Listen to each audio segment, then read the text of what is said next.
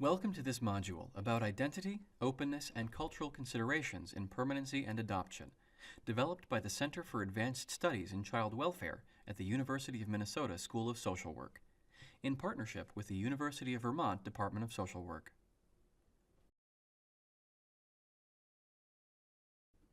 By the end of this module, participants will be able to 1. Identify how permanency and adoption impact children at all stages of development, from birth to adulthood. 2. Understand the basic tenets of the Multi-Ethnic Placement Act and the Indian Child Welfare Act. 3. Understand how race and culture interact with identity development for children in permanency and adoption. 4. Understand the concerns that transracially adopted or placed children might face. 5. Identify the different types of openness in adoption. 6. Identify some of the benefits and some of the challenges of openness in adoptions.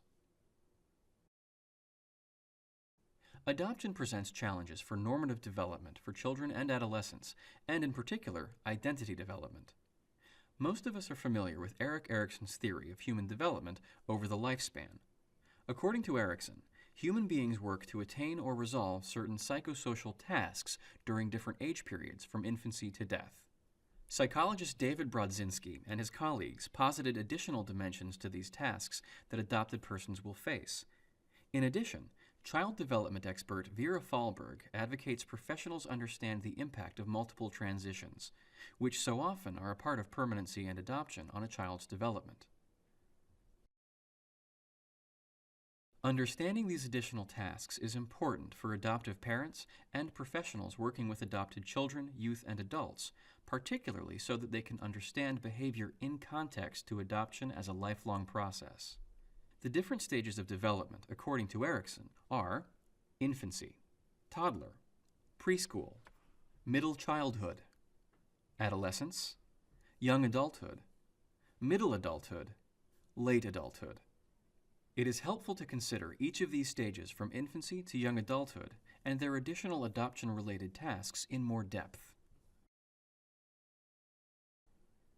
Erikson's theory of human development theorized the psychological tasks that humans must resolve or reconcile are universal to all humans.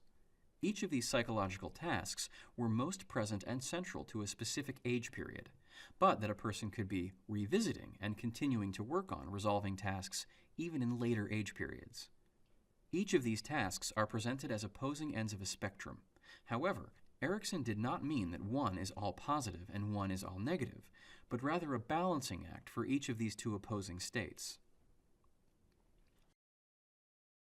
Birth through 18 months old is considered the infancy period. An infant is vulnerable and in need of physical and emotional comfort and care. From birth to 18 months, according to Erikson, the most important psychological task that an infant must reconcile or resolve is related to trust.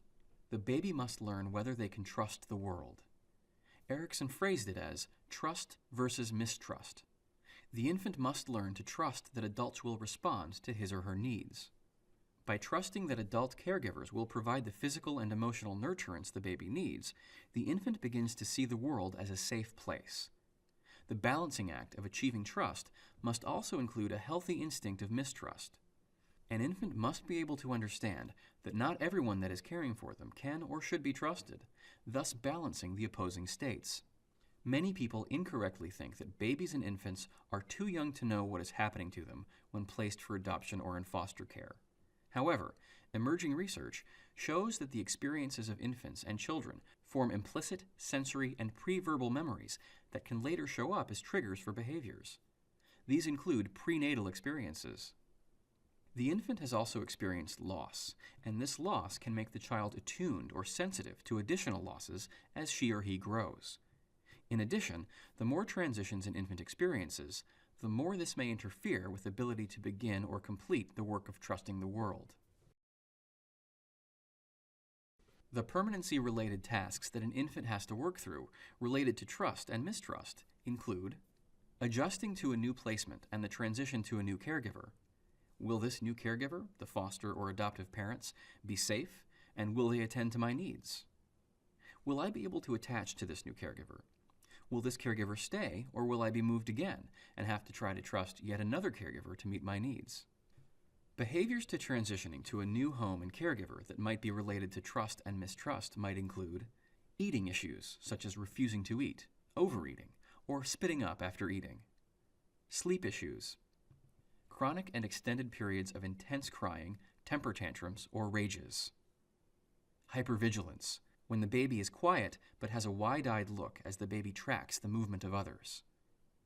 Withdrawal, when the baby won't engage in eye contact or communicate with caregivers. Often, hypervigilance and withdrawal are mistaken for compliance or good behavior. Caregivers or parents may praise how quiet and calm an infant is in comparison to a child that has very externalized behaviors. However, these infants are in fact very distressed. Trust is core to a person's ability to form relationships, attach and bond to parents and caregivers, and feel safe. Professionals and parents must work to provide a sense of security and trust with infants that have experienced loss and adoption. Thalberg states that trust and security develop as a result of day-to-day experiences, and that it is the quality of the daily interactions between parent and child that helps children develop physically and mentally. The next developmental period, according to Erikson, is the time period from 1.5 to 3 years of age. The core psychological quest for the toddler years is one of autonomy or shame. According to Erikson, the question is it okay to be me? Toddlers are known for their constant need for independence. They are constantly saying no or I do it. Many temper tantrums happen after parents and caregivers try to speed up a task that a toddler has started, such as putting on their own shoes. Toddlers also begin to understand the power of communication. They may be frustrated when they are unable to communicate their needs in a way that adults can understand. The toddler is in search of autonomy and control, and for adults to validate their ability to accomplish tasks. Major tasks in the toddler years revolve around toilet training and controlling gross motor skills. When the child is not allowed to try to be independent or autonomous, they feel a sense of shame. Permanency-related tasks for toddlers may vary depending on whether the child is adopted during the toddler years or adopted at a younger age. Additional adoption-related tasks for toddlers include gaining a sense of control over daily routines and desires, managing difficulty with transitions, particularly if the child has experienced many placements, understanding object permanence when having lost people and objects through their transitions, managing separation anxiety, normal for this age, but symptoms may be more pronounced for a child that has had multiple homes and caregivers. According to Thalberg, although the child's behaviors may be frustrating to adults, if the youngster does not gain this sense of self as worthwhile and capable, there will be serious long-term consequences. 3 through 5 years of age are considered the preschool years, according to Erikson. The preschool years are an age of great growth as children begin to expand their sense of independence and autonomy around the struggle between initiative versus guilt. Initiative is about exploring the world and learning what can and cannot be accomplished independently. Erikson says the core question during this age period is one of, can I do these things? Guilt comes into play if the child feels their actions do not get the results they want. Additional permanency-related tasks for preschool-age children with a lot of transitions, multiple homes and caregivers, and trauma experiences include trying to understand what adoption means and understand their history of out-of-home placement, recognizing differences of physical appearance. Children in this stage are curious about how they look similar and different from others in their family. Learning about birth and reproduction and understanding the people they live with did not give birth to them. Trying to understand concretely how a person could be related to someone without being biologically connected. Parents often begin to tell adopted children that they were adopted during this age period. Children typically do not fully understand what adoption means. Dr. Brodzinski states that children this age tend to parrot their story about adoption without fully understanding what it means. Children in this stage might think everyone is adopted. If there are physical racial differences, adopted children might express sadness over not sharing the same skin, hair, or eye color as their adoptive parents. Adoption professionals often use language such as forever family, which can be confusing for a child who has had at minimum 2 families, birth and adoptive, and maybe several more if in foster care. The use of the term adoption in bringing pets into a family, or adopting highways or other charity activities, can be confusing for a child during this age period. Children may blame themselves for the loss of their first family. They may believe it was their fault that they were not wanted. Children may feel rejected or feel they were unlovable. Children this age are starting to understand good and bad and assign people to these categories. They may have difficulty understanding figurative and literal comments about adoption and birth parents. Children in middle childhood, ages 6 through 12, seek to gain confidence through their competence. The earlier skills of trust, autonomy, and initiative are the building blocks to competency. Erikson calls this industry versus inferiority. The question children are attempting to answer is, can I make it? During this stage, children who do not feel competent may develop a sense that they are not capable of meeting the expectations placed on them. Children also begin developing skills, talents, and interests of their own, independent from their parents or friends. They are curious and enjoy initiating activities. They are very concerned with fairness. The feelings of fear that they had when younger start to become anxiety and worry as they reach the later stages of middle childhood. Permanency-related tasks for adopted children may include understanding the context for their adoption as they gain a greater knowledge of how families are formed, trying to understand the reasons for their relinquishment and placement, being different, and the stigma that adoption carries in society, figuring out how to talk about their adoption with peers who may be curious, particularly if the child is different racially or in physical appearance. Children on the younger side of middle childhood often feel a great deal of comfort in their adoption, according to Dr. Brodzinski. However, as they near their tween years, they may feel less comforted and more sensitive. Many children's movies for this age group have child abandonment, evil stepmothers, and adoption as a theme. These can be very triggering and confusing for children if they are unprepared for this content. Many of these films perpetuate negative stereotypes about adoption, adoptive parents, and birth parents.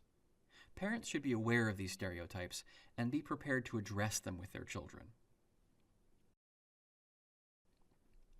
Adolescence, ages 13 to 19 years, is the time when the quest for identity, including self-concept, interests, future careers, begins in earnest. The main question, according to Erikson, is who am I? The challenge for adolescents is to avoid role confusion. Adolescence can be an incredibly challenging time for adoptive parents and professionals working with persons who are adopted. Dr. Fahlberg writes that the task for the adolescent is similar to that of a toddler, to see him or herself as an individual outside his or her family. Psychologist James Marcia would call this a time of moving from identity foreclosure, accepting identity based on parents and family, to one of seeking out and experimenting with new identities in order to solidify identity, known as identity achievement.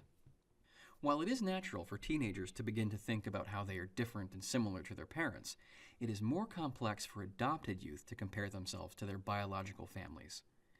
They may have a desire to seek information or relationships with birth parents or birth family if they do not already have contact. They may seek this information on their own without telling their adoptive parents. Adopted adolescents often have feelings of split loyalty, wanting to be part of both biological and adoptive families, and fearing that they will be rejected by their adoptive parents if they express an interest in having knowledge of or contact with their birth family. Additional adoption-related tasks for adolescents might include navigating romantic and sexual relationships, fear of becoming like a birth parent, particularly if the youth was removed because of abuse or neglect or due to an unplanned teenage pregnancy, working through fantasies about their birth family, coping with differences, particularly if there are racial dissimilarities, coping with fears about transitioning to adulthood if there were many placements prior to the adoption, considering a search for information or contact with their biological family, figuring out belonging and split loyalty between birth and adoptive families. Although adolescence technically ends at age 19, emerging research concludes that the brain does not fully develop until around 25 years old. The term emerging adulthood has been coined to describe the phase between late adolescence and adulthood. The young adulthood period is throughout an individual's 20s and 30s. The theme of young adulthood is one of intimacy or isolation. During this period, humans begin to think about relationships with potential spouses or partners, as well as the potential for raising a family. The question, according to Erikson, is, can I love? Typical tasks for young adults with adoption and foster care histories might include exploring implications of past history on attachment, love, and romantic relationships, birth family search, questions or concerns about repeating history, thinking about or adjusting to parenthood and related attachment, facing unknown genetic history for both self and potential children, coping with and grieving losses. Adopted or formerly fostered individuals may still be struggling with their identity. Transracially adopted young adults often have their first real experiences with their communities of color without their adoptive parents, and this can be a time of real struggle as they figure out which communities they feel a part of. Without going into depth on the latter phases of Erikson's developmental theory, the following should be considered regarding the final stages of the lifespan through middle and older adulthood. Children with adoption and foster care histories often become parents at some point. Professionals working in permanency and adoption can understand the family dynamics more thoroughly if they ask about and factor in parents' permanency and adoption histories. If lingering attachment issues around foster adoption history haven't been addressed, or if individuals have not learned skills to cope with loss or appropriately grieved, the cycle of relinquishment, abandonment, attachment may show up again in parenting styles. Adults with adoption or placement histories may be continuing to resolve issues around trust, autonomy, initiative, industry, identity, and intimacy, even if they are not parents. Now we will turn our attention to race, ethnicity, and cultural considerations in permanency and adoption. Race, culture, and ethnicity are important considerations in permanency and adoption. It is unlikely that professionals working in the field will not come up against conflict related to race, culture, or ethnicity. Although it is known that race is a social construct and does not actually exist as a biological fact, society still differentiates and discriminates based on physical appearance and ethnic or cultural heritage. Historically, race, culture, and ethnicity have influenced the placement of children in foster care or adoption in many ways. The orphan train movement targeted children from immigrant ethnic minority populations. Many of the children placed from the orphan trains were from immigrant families and were Catholic or Jewish and placed into Protestant families in farming communities. The Native American boarding schools and the Child Welfare League of America's Indian Adoption Project both aimed to assimilate Native American children into dominant European American culture.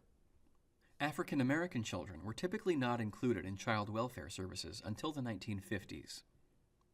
Inter-country adoptions began in the post-World War II period, and the majority of the children adopted are placed transracially and transculturally with white adoptive parents. These historical influences have impacted modern policy and practice. Before delving further into race, ethnicity, and cultural considerations in permanency and adoption, take a moment and consider, what have been your professional or personal experiences with transracial adoption?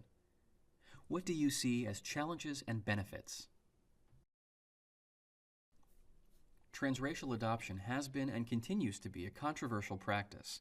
The Native American and African American communities in particular have raised concerns about transracial and transcultural placements of Native American and African American children into white adoptive families. In 1972, the National Association of Black Social Workers, NABSW, came out with a position statement criticizing transracial adoption. Among the NABSW's concern was that white adoptive parents were unequipped to affirm an African American child's racial and cultural identity.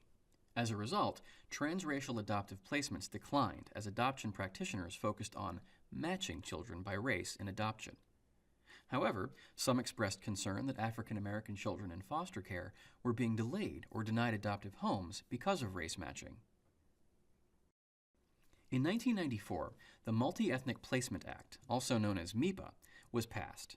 The goal of MIPA was to facilitate permanency for African American children who are overrepresented in foster care.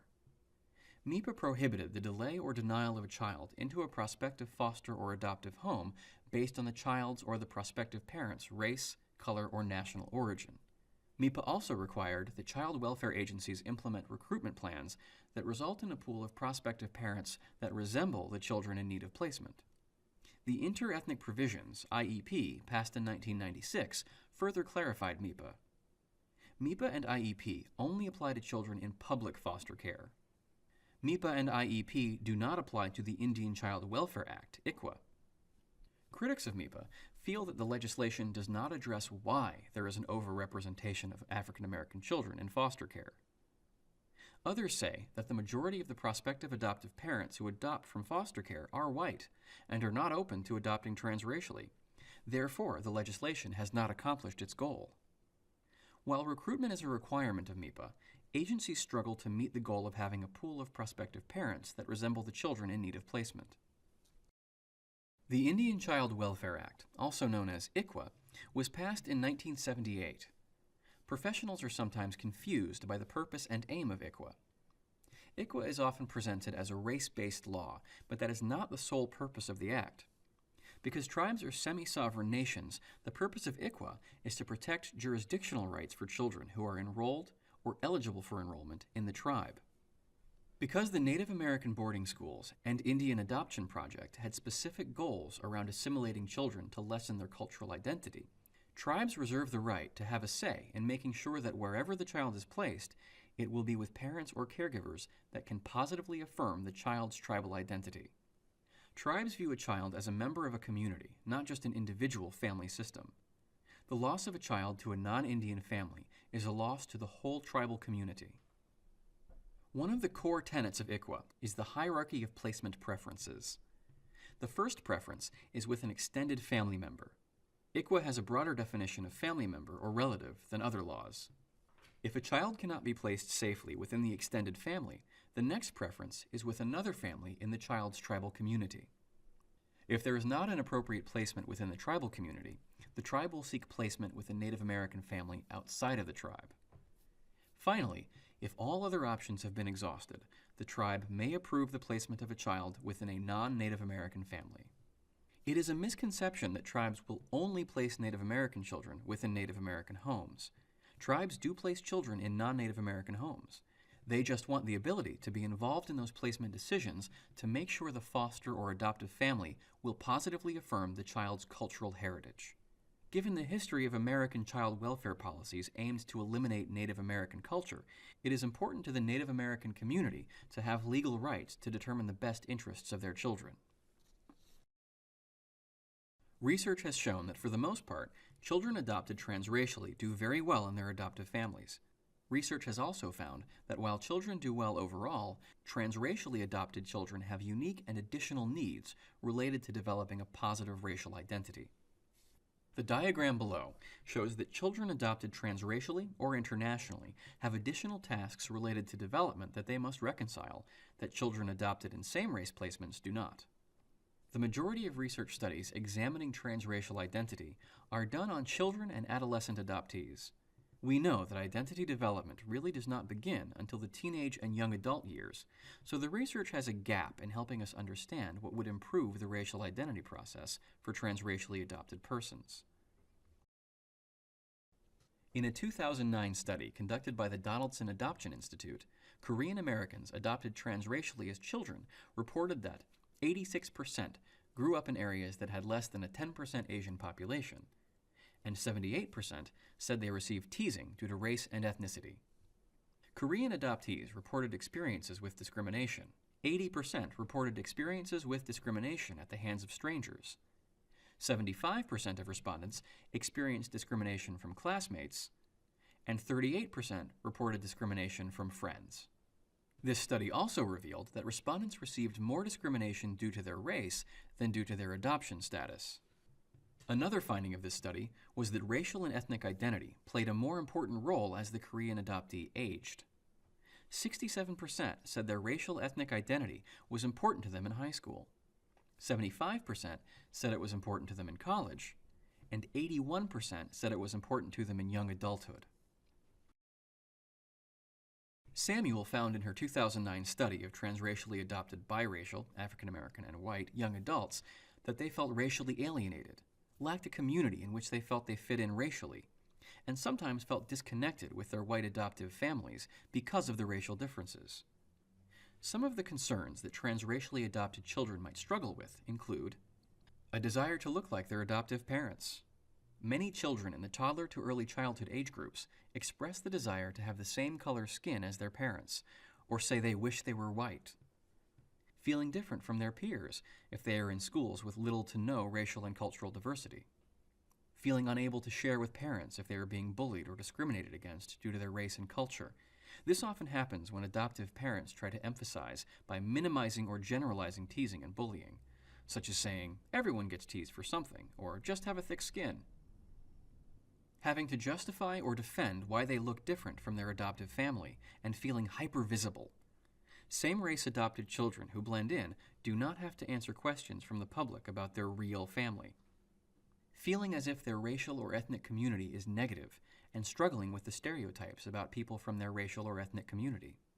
Transracially adopted teenagers and adults often say they feel unwelcomed or awkward in their interactions with their racial or ethnic community because they do not understand shared cultural contexts.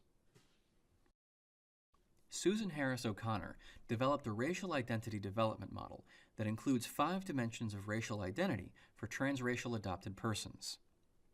1. Genetic racial identity, which includes the biological aspects of one's genetic background that are perceived as racial. 2. Imposed racial identity, the aspects of one's identity that are imposed on them by others. 3. Cognitive racial identity, the racial identity that a person believes himself to be. 4. Visual racial identity, the outward physical appearance of skin, hair texture, and other features. And 5. Feeling racial identity, the racial identity a person feels inside, which can often be different from their genetic, imposed, cognitive, or visual identities. Over the past 2 decades, white adoptive parents that adopt transracially have begun to participate in cultural awareness activities for their children, such as attending activities within their child's cultural communities, eating ethnic food, and attending culture camps.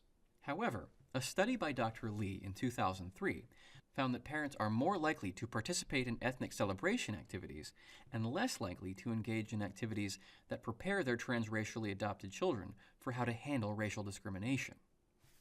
It is important to consider children adopted at an older age often have a more developed sense of racial identity than children adopted as infants or young children, particularly if they have been raised in their racial or ethnic community. Research has found that high levels of ethnic identification have been shown to be a positive influence for people of color, particularly in promoting self-esteem. Adoptive parents that adopt transracially may not be aware of the challenges that their children will face in terms of feelings of difference, identity development, and racism and discrimination.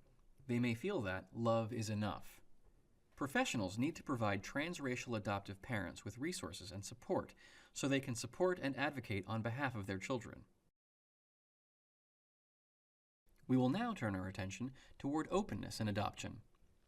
Prior to the 1917 Minnesota adoption law, adoptions were not confidential, and adoption and birth records were not sealed. The Minnesota law started the practice of closed and confidential adoptions that by the end of World War II had become standard practice. Today, most states still have laws prohibiting adopted persons from accessing their original birth certificate and their adoption records. However, over the past few decades, there has been a general recognition that open adoptions are better for all members of the adoption kinship network. And now, most private adoptions have some degree of openness and contact between birth and adoptive families. There are different types of openness in adoption, ranging from open to closed, including open adoptions in which the child has an in-person relationship with birth relatives. Birth relatives could include, but are not limited to, mother, father, siblings, grandparents, aunts and uncles, and cousins.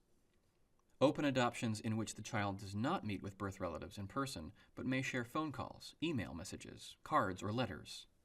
Disclosed adoptions in which the adoptive parents exchange phone calls, emails, or letters directly with the birth family, but the child is not included in these exchanges.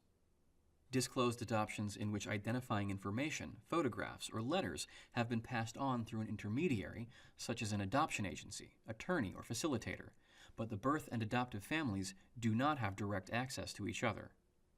Closed adoptions, in which the adoptive and birth families have no information about the other family. Research by Dr. Hal Grodevant and others has found that openness is beneficial for the adopted child. Openness benefits the child and the adoptive family by reducing unrealistic fantasies about the birth family by the child, helping to provide a roadmap in terms of genetic and medical family history, providing answers to questions about other family history and issues, reducing the child's split loyalty between birth and adoptive families, providing the child with a mirror in terms of identity, reducing feelings of difference, helping the child know the circumstances around her relinquishment and adoption, reducing ambiguous loss. Open adoptions can also help birth parents and birth family by reducing ambiguous loss and providing information and knowledge about the child's well-being. It can also aid the birth family's grieving process.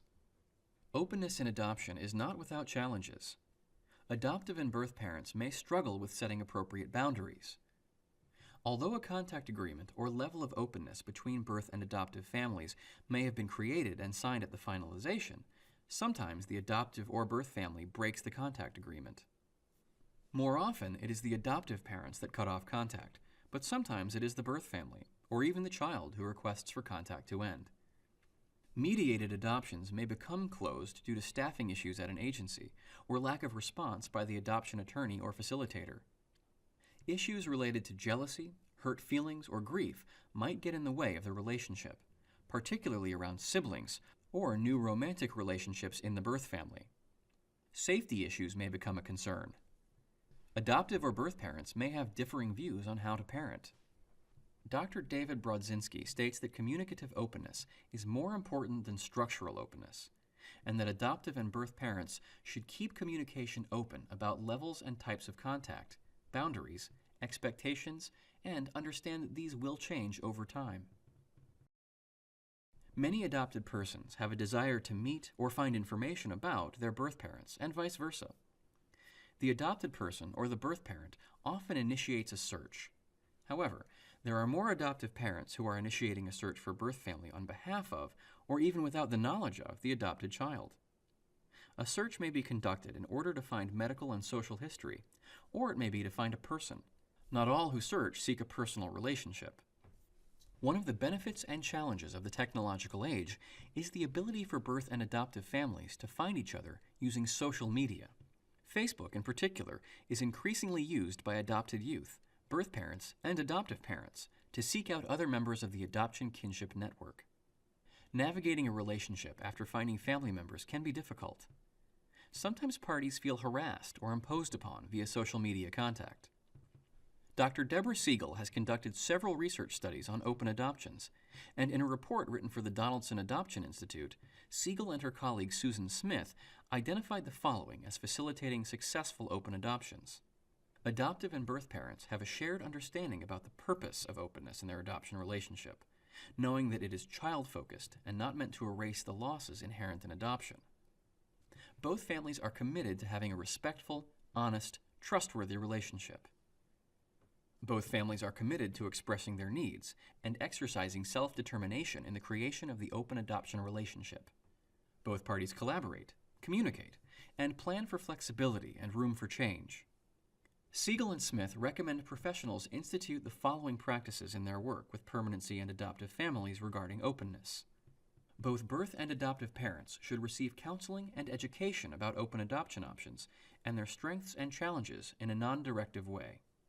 If an open adoption plan is agreed upon by birth and adoptive parents, both parents should receive training, education, or counseling on what facilitates successful open adoption relationships. Available and accessible post-adoption services should be offered in case the families need assistance in the future related to their open adoption relationship. In this module, the impact of adoption and permanency on development, specifically of identity, was discussed. We discussed issues related to race, ethnicity, and culture. We learned about controversies in the placement of children from racial and ethnic communities with white adoptive parents, and how some communities have responded to the practice of transracial placements. In addition, we discussed how issues related to race, ethnicity, and culture impact the identity development of adopted persons. Finally, we looked at issues related to openness and learned about some of the benefits and challenges when there is openness between birth and adoptive families. More information on many of the topics covered today can be referenced in the resource list. Thank you for participating in this module on adoption and permanency.